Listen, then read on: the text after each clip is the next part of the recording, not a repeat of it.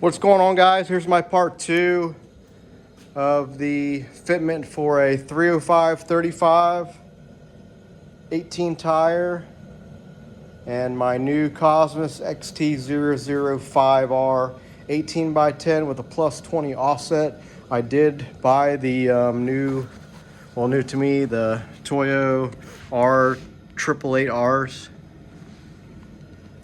and I will say the 18x10 wheel and the tire combination fit perfect.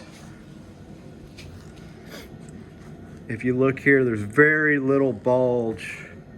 A lot of people say that, oh, you cannot put a 305 tire on an 18x10 wheel, and you're wrong.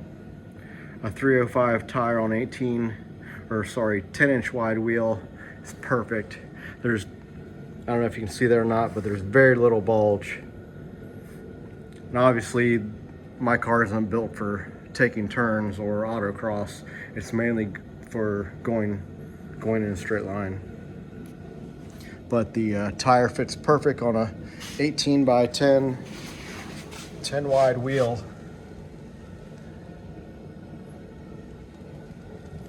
So I will say this though, my other Cosmos wheels, the XT006R, they had a +10 offset. These are a +20. The +10 offset actually came closer out towards the outer fender here, and I did have to roll my fenders. So here's the rolled fenders here. So I don't have to worry about that, but I will say that this setup for a 305 wide tire is very flush to the outer fender. I don't know if you can see that or not. It's hard getting a good video or a good idea on how flush it actually is. So I'm trying to get it as close as possible so you guys get a good idea. Obviously the car is on jacks, so once the roads clear up here in Ohio, I don't know how long that'll be. They're still salting the roads from all the salt. I'll actually be able to drive it, and the shock will be able to compress a little bit and give a real good idea on the rolled fender versus the 305 tire. Now I will say that my other setup was the 18x10. 18x9.5 with a +10 offset, and I had to roll the fenders. This setup is 18x10 +20 offset, and the +20 moved the wheel 10 millimeters inward.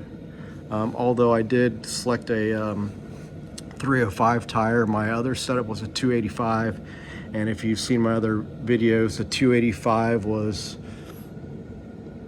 damn near flush to the fender also, and the 305 is pretty close to the flush. Anyways, here are some of the clearance points on the tire and tire and wheel setup.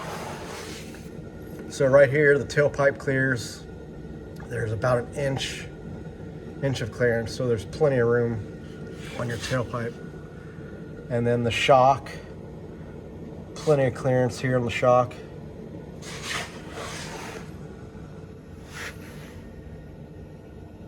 So there's the upper shock, and if you see, there's a bunch of daylight. Plenty of clearance. And then if you look at the spring and the inner fender on the front, looks to be plenty of clearance there also.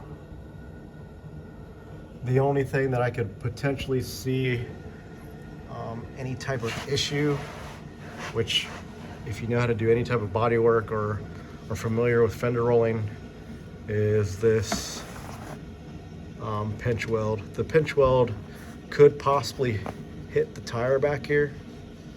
That mainly depends on how low you are. I'm lowered, so I will have to watch out for that, but that's another rubbing pinch point that you guys will definitely have to look into, which really isn't that big of a deal because you can literally just hammer that pinch weld in, or even cut a little slot out for your tire. And integrity wise, it's not going to do anything. It's not, your car's not going to fall apart if you were to cut a little slot in there or hammer the pinch weld back out of the way. But that is a little concern, but I'm not worried because I can do a little body work myself. I'm not a body guy. I did roll my own fenders here, so I'm not worried about that issue. So we'll go to the front here. There's definitely plenty of clearance for the parking brake cable. Bunch of clearance. Obviously, I do not have my parking brake cable bracketed. It was rusted out, so when I took off and replaced my lower control arms, I basically just zip tied everything together here, and it stays out of the way from the tire anyways. But here's the front fender, front inner fender, definitely clear, and there's plenty of daylight. So a 305 tire on a 10-inch wide wheel is, I would say, almost perfect for this setup. And I will say the specs again on this tire and wheel setup. It is Cosmos XT005R 18x10 with a +20 offset, and the tires are 305 35 18. They're the Toyo R888Rs. They're the drag radials.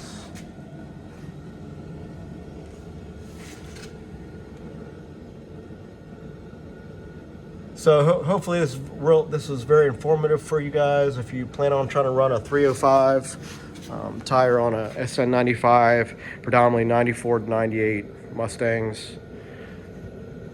And from what I see, there's going to be very, very little issues on running this tire setup as long as you have the right offset, roll your fenders, and then also to note is to check that inner fender here, just in case it wants to, the tire will want to hit that, which, like I said before, you could just cut out a little slot in here, or even hammer that pinch weld back in.